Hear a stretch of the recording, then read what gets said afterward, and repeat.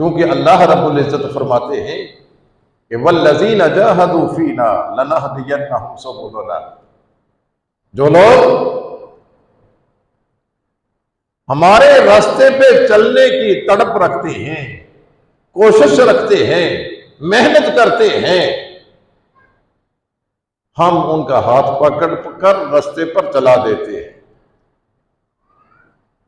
हमारी तरफ से मेहनत होनी चाहिए, तड़प होनी चाहिए, कोशिश होनी चाहिए।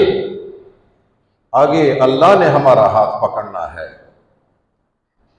दुनिया के मामलात में भी हम ऐसा ही करते हैं। कभी सुना है कि आदमी बिस्तर पर बैठा रहे और बैठे बैठाए कि उसको रोटी मिलती रहे? हम इस रोटी के लिए भी भाग दौड़ करते हैं। अल्लाह ने फरमाया वल्लज़ी जअल लकुमुल अर्ज़ ज़लूलन फमशू फी मनाकिबिहा व कुलू मिन रिज़्क़िही। इस जमीन को तुम्हारे ताबे कर दिया है। फमशू फी मनाकिबिहा, इसके कोनों खुदरों में जाओ, अपने रिज़्क़ को तलाश करो और खाओ और पियो। यहां भी मेहनत करनी पड़ती है अपने दुनिया के सर्कल को चलाने के लिए, दुनिया के निजाम को चलाने के लिए भी हमें मेहनत करना पड़ती है। तो अल्लाह तबारक व तआला ने जो हमारे लिए जन्नत तैयार की है, बहारें तैयार की हैं, नेमतें तैयार की हैं, उसके लिए उससे कहीं ज्यादा मेहनत करनी है। ये एक अलग बात है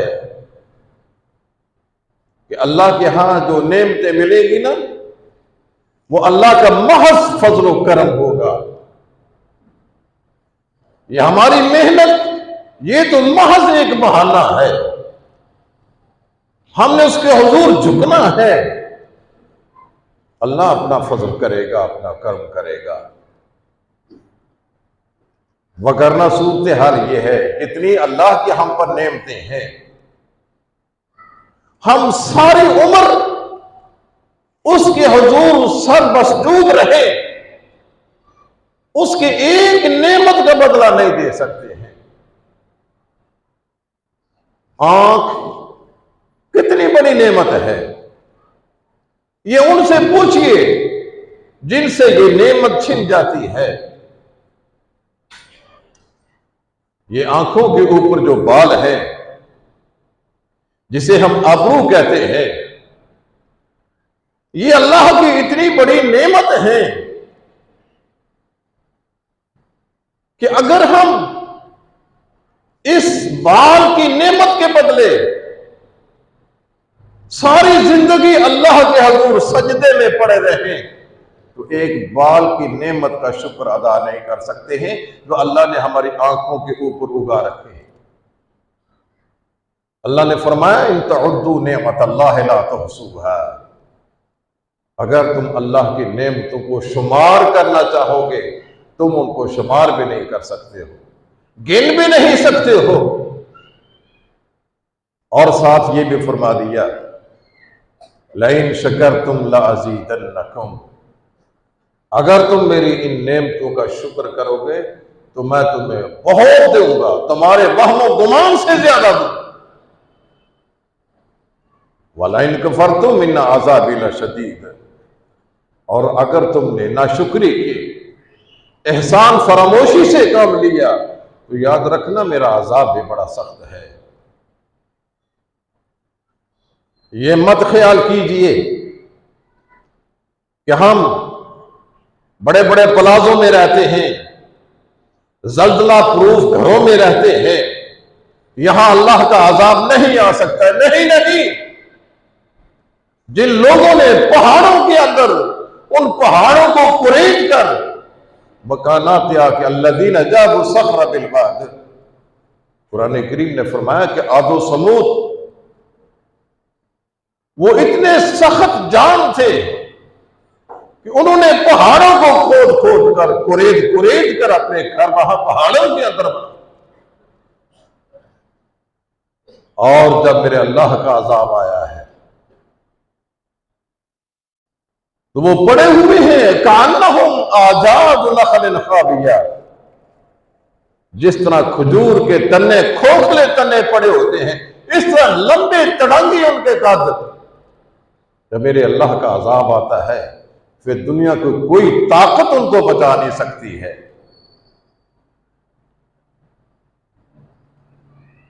एक धमाका आया, उनके महल्लात, उनके ये जल्जला प्रूफ पहाड़ों के अंदर मकानात, वो सब के सब जमीन बोस हो गए।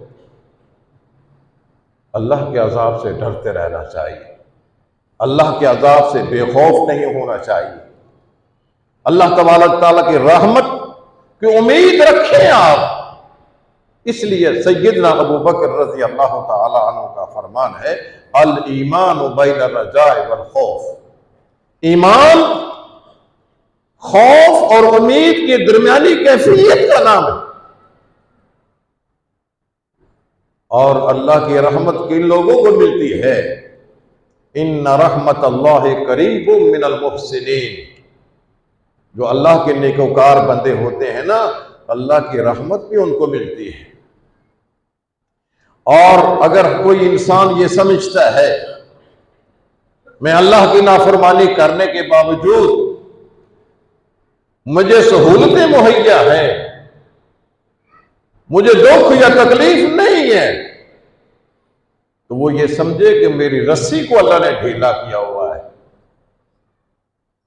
एक ना एक दिन जब इसकी रस्सी की मोहलत खत्म हो जाएगी, अल्लाह का अजाब आएगा, तो ये इंसान कुछ भी नहीं कर पाएगा। इसलिए हमें अल्लाह तबारक व तआला के इस नागहानी अजाब से डरते रहना चाहिए। हम कुछ भी नहीं कर सकते हैं, अल्लाह का लश्कर